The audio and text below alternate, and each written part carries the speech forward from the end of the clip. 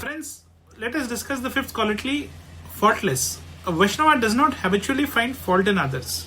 One of the highest qualities of a Vaishnava is being faultless, not constantly criticizing, humiliating, or searching for defects in others. A faultless person sees the soul beyond temporary weakness. This does not mean blindness to wrongdoing, rather, it means avoiding envy, hatred, and unnecessary criticism.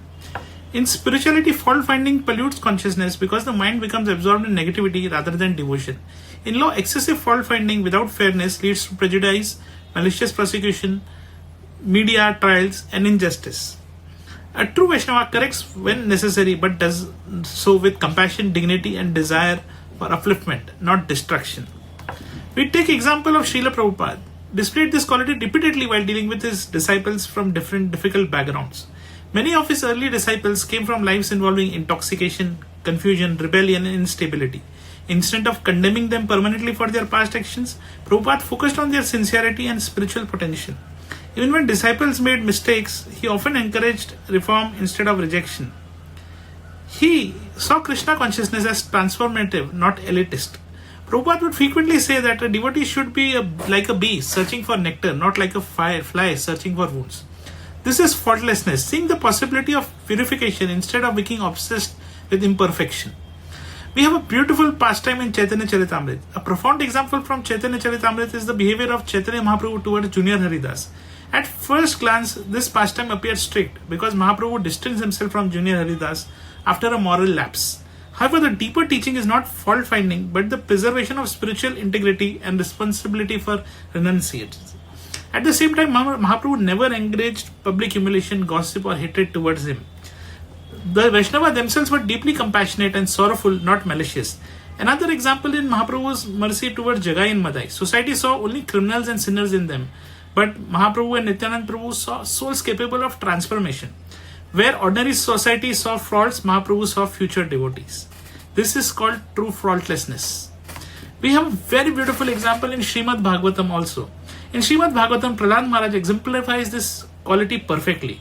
Despite severe torture from his father, Hiranyakashipu, Prahlad did not cultivate hatred or vengeance. Even after Hiranyakashipu was killed by Lord Nrsimhadev, Prahlad prayed for his father's liberation rather than celebrating his destruction. Prahlad saw beyond the external fronts and recognized the conditioned suffering of the soul. This is a Vaishnava vision, firm against the dharma, yet free from personal malice. Court case legal parallel, a strong legal replication of this principle appears in the doctrine of presumption of innocence and principles of natural justice. Courts are expected not to prejudice individuals merely because of allegations, public sentiment, or prior mistakes. Justice requires objectivity, fairness, and freedom from personal bias. The principle is reflected in many constitutional systems worldwide and forms the foundation of criminal jurisprudence. A person is more than the accusations against them. Similarly, reformative justice recognizes that individuals can change through guidance, repentance, and opportunity. The law is at best avoids becoming an instrument of hatred.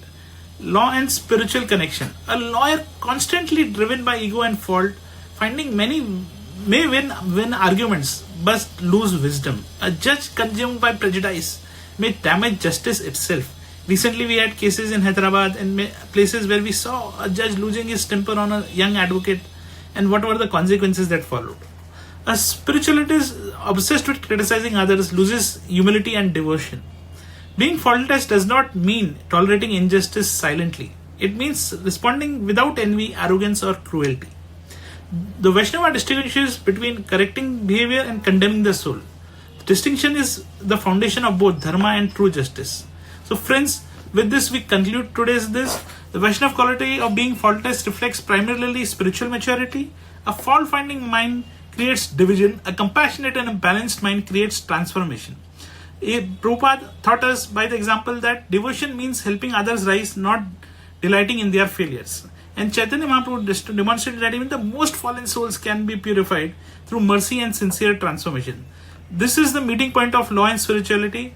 Justice without hatred, correction without cruelty, and truth without arrogance. Thank you so much for the patient hearing.